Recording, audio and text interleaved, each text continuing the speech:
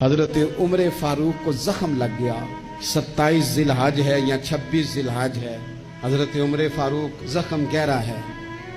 अपने शहजादे से कहने लगे, पुत्र सैयदा आयशा सिद्दीका की बारगाह में जाओ, अम्मा जी से कहना मैंने ज़िंदगी सारी हुजूर के नाम के साथ गुजार दी है। वो जगह जहाँ आज गुंबद खजरा है वहाँ एक हुजूर का मज़ार है, एक हजरत सिद्दीक अकबर का। तीसरी जगह सैयदा आयशा ने अपने लिए रखी हुई थी, क्योंकि वो उनका हुजरा था ना, हुजूर ने उन्हें दिया था। उनकी ख्वाहिश थी एक तरफ मेरे सरताज हैं, एक तरफ मेरे वालिद हैं, मैं यहाँ रहूंगी, क़याम करूंगी।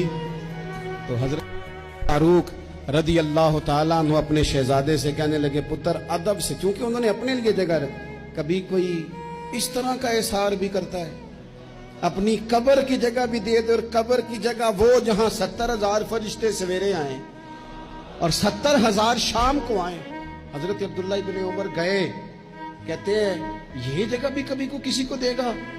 लोगों के दिलों में ख्याल था। जनाब अब्दुल्ला इब्ने उमर कहते हैं मैंने जाके हजरत आयशा सिद्दीका से कहा, अम्मा जी वालिद को जख्म लग गया है, वक्त आखिरी लगता है। सैयदा रो पड़ी, कहने लगे मेरे अब्बा जी की ख्वाहिश है कि मैंने हुजूर का गुलाम बन के और अबू बकर सिद्दीक का मुशीर बन के वक्त गुजारा है। अगर मुझे वहीं जगह मिल जाए हुजूर के कदमों में तो ई सआदत बज़ोरे बाजुनेस, इतनी बड़ी सआदत कैसे और मिलेगी। हजरत आयशा रो पड़ी, कहने लगी ये बुखारी में मौजूद है।